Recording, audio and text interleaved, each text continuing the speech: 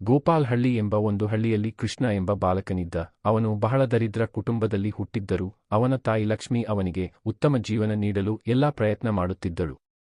ಅಪ್ಪನಿಲ್ಲದ ಜೀವನದಲ್ಲಿ ತಾಯಿ ಸಣ್ಣ ಸಣ್ಣ ಕೆಲಸಗಳ ಮೂಲಕ ಹಣ ಸಂಪಾದಿಸುತ್ತಿದ್ದಳು. ಕೃಷ್ಣ ಇತರ ಮಕ್ಕಳಂತೆ ತೂಕಡಿಸುತ್ತಾ ಓದುವುದನ್ನು ಬಿಟ್ಟು ತಾಯಿಗೆ ಸಹಾಯ ಮಾಡಬೇಕೆಂದು ಬಯಸಿದ. ಆದರೆ ಅವನ ತಾಯಿ ಹೀಗೆ ಹೇಳುತ್ತಿದ್ದಳು, ಮಗು, ನಾನು ದುಡಿಯುತ್ತೇನೆ. ನೀನು ಕಲಿತು ದೊಡ್ಡವನೂ ಆಗಬೇಕು. ನನ್ನ ಕನಸು ಅದೇ. ಕಾಲ ಕಳೆದಂತೆ ಅವನ ಶಾಲೆಯ ಶುಲ್ಕ ಕಟ್ಟಲು ತಾಯಿಗೆ ತೊಂದರೆ ಆಗತೊಡಗಿತು. ಶಾಲಾ ಶುಲ್ಕ ಕಟ್ಟಿ ಶಿಕ್ಷಕರು ಆತನನ್ನು ತರಗತಿಗೆ ಕಳುಹಿಸದೆ ಹೋದ ದಿನ ಕೃಷ್ಣ ತಾಯಿಯತ್ತ ನೋಡಿದ. ಅವಳ ಕಣ್ಣುಗಳಲ್ಲಿ ಕಣ್ಣೀರಿತ್ತು. ಆ ರಾತ್ರಿಯಲ್ಲಿ ಅವನು ತಾಯಿಯ ಬಳಿ ಹೋದನು. ಅಮ್ಮ, ನಾನು ಶಾಲೆ ಹೋಗುವುದನ್ನು ನಿಲ್ಲಿಸಬೇಕು. ನೀನು ಇಷ್ಟು ದುಡಿದು ನನಗಾಗಿ ತೊಂದರೆ ಪಡಬೇಡ. ಆ ಮಾತು ಕೇಳಿದ ತಾಯಿ ಅವನ ಕೈ ಹಿಡಿದು ಹೇಳಿದಳು, ಮಗು, ಜೀವನದಲ್ಲಿ ಎಲ್ಲವನ್ನೂ ಕಳೆದುಕೊಂಡರೂ ಪರವಾಗಿಲ್ಲ, ಆದರೆ ಕಲಿಕೆಯ ಅವಕಾಶ ಕಳೆದುಕೊಳ್ಳಬಾರದು.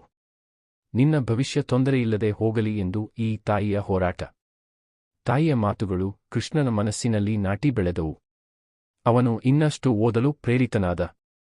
10ನೇ ತರಗತಿ ತೇರ್ಗಡೆಯಾದ ಮೇಲೆ ಅವನಿಗೆ ವಿದ್ಯಾರ್ಥಿ ವೇತನ ದೊರೆಯಿತು. ಅವನು ಶ್ರಮಪಟ್ಟು ಓದಿ ಡಾಕ್ಟರ್ ಆದ. ಆದರೆ ತಾಯಿಯ ಆರೋಗ್ಯ ಕ್ಷೀಣಿಸುತ್ತಿತ್ತು. ಹೃದಯದ ಸಮಸ್ಯೆಯಿಂದಾಗಿ ಶಸ್ತ್ರಚಿಕಿತ್ಸೆ ಅಗತ್ಯವಾಯಿತು. ಕೃಷ್ಣ ಈಗಾಗಲೇ ಒಬ್ಬ ದೊಡ್ಡ ವೈದ್ಯನಾಗಿದ್ದರೂ ತಾಯಿಯನ್ನು ಚಿಕಿತ್ಸೆ ಕೊಡಿಸಲು ಹಣಹಾಳೆಯ ಸಮಸ್ಯೆ ಎದುರಿಸುತ್ತಿದ್ದ. ಆದರೆ ಆ ಅವಸರದಲ್ಲಿ ಆತ ತನ್ನ ಸ್ನೇಹಿತರ ಸಹಾಯದಿಂದ ಶಸ್ತ್ರಚಿಕಿತ್ಸೆ ಮಾಡಿಸಿದ. ತಾಯಿಯ ಕಣ್ಣಿಗೆ ಕಣ್ಣೀರು ಬಂದು ಕೇಳಿದಳು, ನೀನು ಡಾಕ್ಟರ್ ಆದ ಖುಷಿ. ಆದರೆ ನಾನು ಇಷ್ಟೂ ಕಷ್ಟಪಟ್ಟು ನಿನ್ನನ್ನು ಓದಿಸಿದರೂ ನೀನು ನನಗಾಗಿ ಏನೂ ಮಾಡಿಲ್ಲ ಅಂತ ಅನಿಸಿತ್ತು. ಕೃಷ್ಣ ನಗುತ್ತಲೇ ಹೇಳಿದ, ಅಮ್ಮ, ನೀನು ನನಗೆ ಈ ಜೀವನ ಕೊಟ್ಟೆಯಾ? ನಾನು ನಿನ್ನ ಜೀವನ ಉಳಿಸಿದೆ. ಈಗಲೇ ನಾನೀಗ ಮಾಡಿದ ಸೇವೆ ನೀನು ಮಾಡಿದ ತ್ಯಾಗದ ಕಿಂಚಿತ್ತಷ್ಟೂ ಅಲ್ಲ.